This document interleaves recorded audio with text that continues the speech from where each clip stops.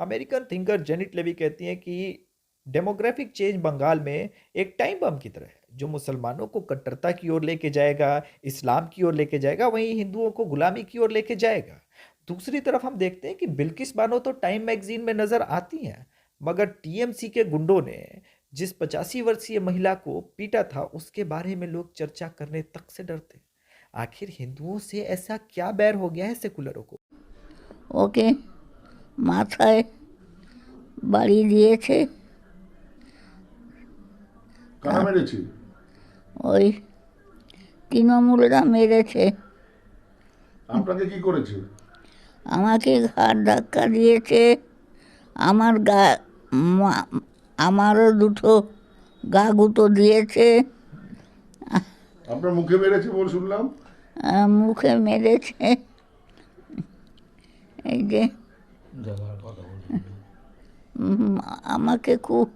আমাকেও মেরেছে।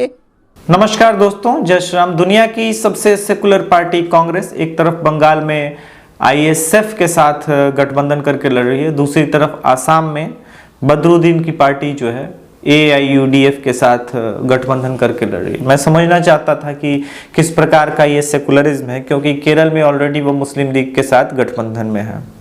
सिर्फ हिंदुओं के अंदर ये क्रोध आता है कि क्रोध में वो बीजेपी के अगेंस्ट जाके कांग्रेस को वोट दे जाएंगे। मुसलमानों के अगेंस्ट में ये कभी इसलिए नहीं आता क्योंकि उन्हें पता है कि कांग्रेस कभी भी सेकुलर नहीं रही है। और आप प्राइम टाइम में कभी भारतीय जनता पार्टी के सेकुलरिज्म पे तो लगातार आप सवाल उठते हुए देखते हैं। नमस्कार, मैं मैग्सेसे अवार्डधारी। आज हम बात करेंगे कि किस प्रकार से भारत का जो है प्रधानमंत्री का या आदित्य योगी नाथ का कम्युनल एजेंडा सामने आ गया। भारतीय जनता पार्टी किस प्रकार से मुसलमानों का अहित करना चाहती है कम्युनल एजेंडे के साथ। तो आप ये समझिएगा कि जो बंगाल में चल रहा है और इस वक्त जो गठबंधन है वो न केवल टीएमसी के लिए बहुत बड़ी खतरे की घंटी है, बल्कि भाजपा अब जीत की तरफ न केवल अग्रसर होती जा रही है, बल्कि भाजपा के जीत का रास्ता लगभग साफ हो गया है। ये बात मैं इसलिए कह रहा हूं क्योंकि आईएसएफ, लेफ्ट और कांग्रेस का जो गठबंधन हुआ है, अगर सामाजिक ताने बाने और समीकरण को देखें तो ये टीएमसी पे भारी नजर आती है। मुसलमानों का काफी ज्यादा वोट रहा है फुरफुरा शरीफ की जो बात मैं कर रहा हूं, और उनका जो है डायरेक्टली उनको समर्थन दिया है ओवैसी ने। तो अब हालात ये है कि ओवैसी नामक एक सेकुलर और जो है आईएसएफ के सेकुलर और कांग्रेस के सेकुलर, लेफ्ट के सेकुलर, धर्म अफीम होता है और अफीम की जो है परिभाषा कुछ इस प्रकार से लेफ्ट दे रही है। देखिए, अगर ये वाला सल्फेट गिरी किसी भारतीय जनता पार्टी के कार्यकर्ता ने किया होता या हिंदू ने किया होता, आप समझिए कि एक हिंदू बैठ के पूजा कर रहा होता और चारों तरफ से कुछ लोग इस प्रकार से पेपर रख के नौटंकी कर रहे होते, तो धर्म अफीम है वाला चर्चा में होता, यकीन मानिए। पर यहाँ धर्म नहीं है, मजहब है। और मजहब आप जानते हैं कि मजहब ही है सिखाता आपस में बैर रखना। यही वाला लाइन था सर। अच्छा, सॉरी, मजहब नहीं सिखाता आपस में बैर रखना। उस कंफ्यूज हो जाते हैं। क्या है ना कि वो दिल्ली दंगा याद आ जाता है, या कल वाला वीडियो आपको जो मैंने बताया था कि किस प्रकार से दिल्ली में हत्या हो गई, जम्मू में हत्या हो रही है, तो थोड़ा वो सब देख के लगता है कि नहीं, मजहब ही है सिखाता आपस में बैर रखना। इसमें मेरी कोई गलती नहीं है।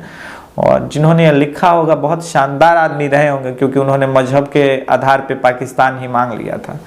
तो एक सलाम जो है उनको भी कीजिएगा जिन्होंने ये नज्म लिखी थी, मजहब नहीं सिखाता आपस में बैर रखना। और उसके बाद मिल्ली तरह मुद्दे पे आते हैं। बंगाल में इस वक्त जो टीएमसी के सेकुलर हैं वो भारतीय जनता पार्टी के कैडर के कार्यकर्ताओं को मारने के अलावे बूढ़ी बुजुर्ग औरतों को भी मार करके अपना शक्ति प्रदर्शन कर रहे हैं। इसी प्रकार के शक्ति प्रदर्शन की जरूरत है तृणमूल कांग्रेस हो या लेफ्ट को, ताकि बंगाल में जो पिछले 40-50 साल से राजनीतिक हत्याओं का दौर है उस बारे में कोई बात ना करे।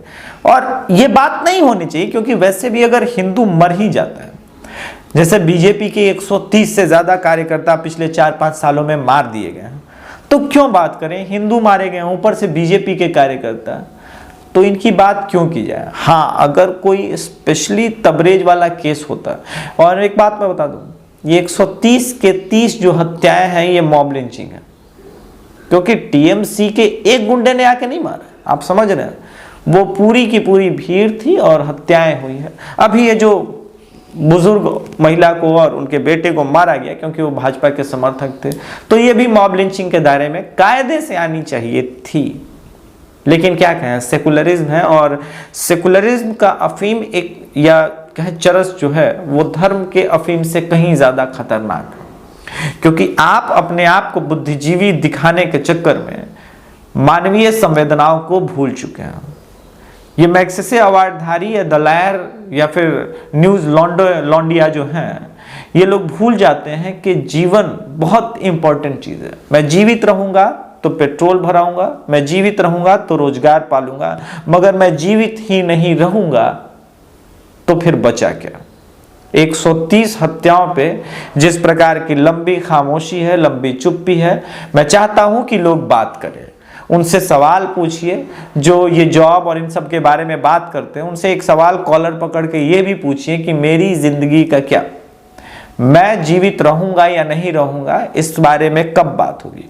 क्योंकि न तो मैं जम्मू में ढाबा चला पा रहा हूं, आकाश मेहरा हूं, न ही मैं सिमरन कौर हूं और सड़क पे चल रही हूं तो अपने सोने की चेन की हिफाजत करने की कोशिश कर रही हूं तो चाकू मार दिया जा रहा है, न ही मैं भरत यादव का लस्सी विक्रेता हूं। मुझे समझ में नहीं आ रहा मैं क्या हूं हिंदू के नाम पे।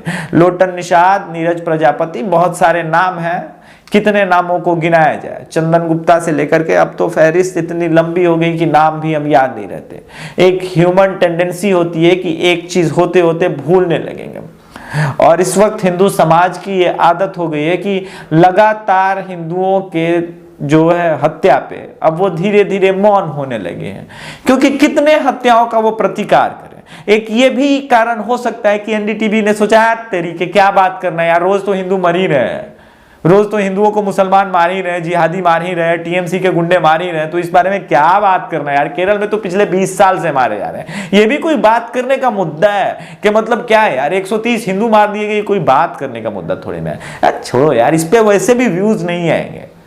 सो make it like Maharashtra government is world's best government, Uddhav CM world's का बेस्ट सीएम है, और इस बात पे हम बात करेंगे। यही चल रहा है देश में।